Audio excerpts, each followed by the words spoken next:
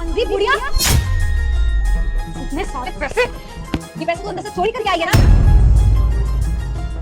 ये पैसे हमारे हैं।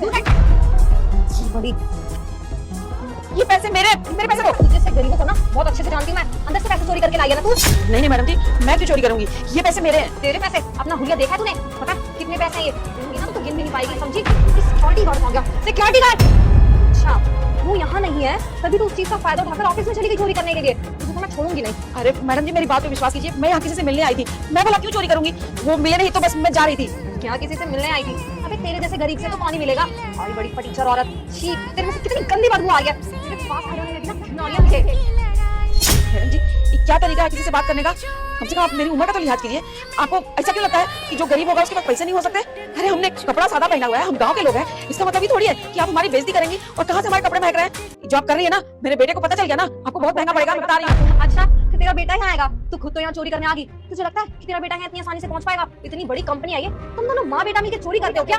मैडम जी देखिए, मैं बोल रही हूँ आपको, ये बहुत महंगा पड़ेगा। आप जानती क्या है मेरे बेटे के बारे में? अरे आप जानती कुछ नहीं है और मेरे बेटे को भी चोर बना दिया, मुझे भी चोर बना दिया। मैडम जी देखिए, मैं आपको समझा रही हूँ, मत बोलो, आपको बहुत महंगा पड़ेगा। बुढ़िया, अपनी उम्र का ना लिहाज कर ले। झूठ पे झूठ बोली जा रही है। ऐसी उम्र में ना घर बैठना चाहिए, ना कि चोरी चकारी करनी चाहिए। चल निकल। क्या ड्रामा चल रहा है? क्या ड्रामा लगा रखा है तुम लोगों ने ऑफिस में? मेरा बेटा। अरे सर देखिए ना, ये बुढ़िया आई थी हमारे ऑफिस में और ये पैसे चोरी करके जा रही थी। पर ये पेमेंट तो ऑफिस की है ही नहीं। जितनी भी पेमेंट थी ऑफिस की वो तो कल शर्मा जी के पास जा चुकी है। आंटी जी, आपको किससे मिलना है? आप किससे मिलने के लिए आए हो यहाँ पे? ओ साहब, हम जिससे मिलने आए थे ना, वो ऑफिस में है नहीं, तो हम चलते हैं। एक मिनट आंटी जी, पहले आप इधर देखो और अपना फेस दिखाओ मुझे। कौन हो आप? साहब हम बाद में आ जाएंगे फिर कभी। आंटी जी, आप कौन हो आप?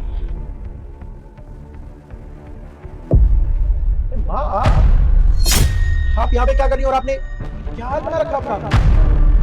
यार तुम्हारी हिम्मत कैसे हुई मेरी माँ से बात करने की? सर मुझे नहीं पता था ये आपकी माँ है। मैं जब आई मुझसे टकराई और ये सारे पैसे गिर गए। मुझे लगा कोई ऑफिस से चोरी करने आया था। अरे बेटा, ये बहुत बदतमीज लड़की है, इसको तो बिल्कुल बात करने की भी तमीज नहीं है। अपनी माँ के लिए तो सब लाइक और सब्सक्राइब करते हैं। दिन रात मेहनत करने वाले पापा के लिए कौन लाइक और सब्सक्राइब करके कमेंट में ये इमोजी भेजेगा? मैंने अपने ऑफिस में ऐसे ऐसे कर्मचारी रखे हुए हैं जिनको ये भी तमीज नहीं कि बड़े बुजुर्गों से बात कैसे की जाती है। अरे तुम्हारा तो काम ही रोज क्लाइंट आने जाने का है, ये कैसे डील करती होंगी तुम्हारे क्लाइंट से ऐसे बदतमीजी से? ये मुझे चोर बना रही थी। अरे मैं निकल के जा रही थी, मेरे से टकरा के पैसे गिर गए, मैं इसको समझा रही हूँ ये पैसे मेरे हैं, पर ये मानने को तैयार नहीं। और मैंने इसको ये भी बोला, अभी तू मान नहीं रही है ना, मेरा बेटा आएगा ना तुझे बहुत महंगा पड़ेगा, तो कह रही है तेरा बेटा भी चोर होगा। बताना जरा इसको।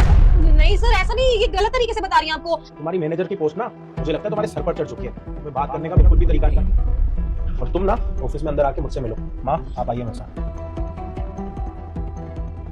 ये क्या हो गया? यार मुझसे कितनी बड़ी गलती हो गई। मैंने सर की माँ को चोर बोल दिया।